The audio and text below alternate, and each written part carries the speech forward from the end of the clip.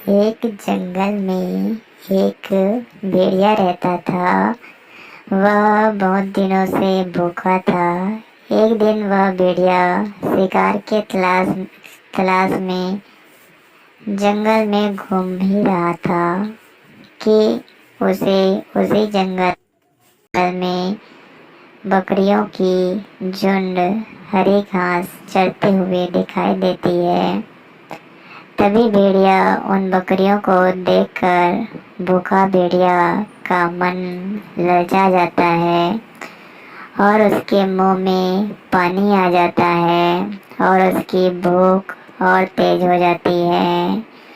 वह भेड़िया उन बकरियों की झुंड को देखकर मन ही मन सोच रहा था, आज तो मुलायम ताजा मांस खाने को मिलेगा।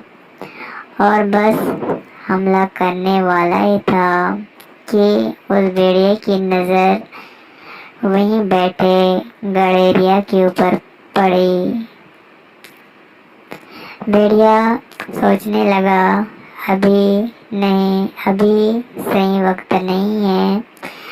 जब गड़ेरिया बकरियों को जंगल से लेकर लौटता रहेगा तो उन पर हमला करना सही होगा।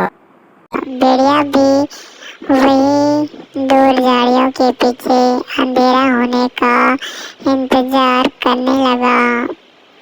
शाम होते ही बकरियों का झुंड का एक मेमने को अपने साथ उठा लाया। मेमना मतलब बकरी का बच्चा होता है।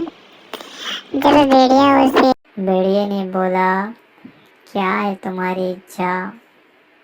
तो मेमना बोला, मेरी माँ ने मुझे बोला था कि आप गाना बहुत अच्छा गाते हैं। मेरी माँ भी आपकी बड़ी तारीफ करती है।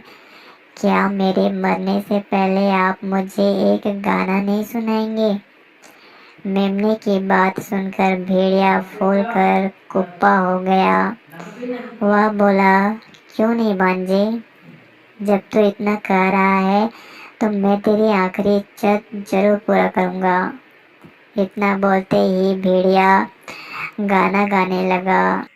गाना गाते गाते समय उसे इतना भी ध्यान नहीं रहा कि जंगल में शिकारी कुत्ते भी घूम रहे हैं। मेमना तो था ही इसी फिराक में कि कब भेड़िया की बेसुरी आवाज़ सुनकर उसका मालिक गड़ेरिया उसको ढूंढते हुए उसके पास आ जाए।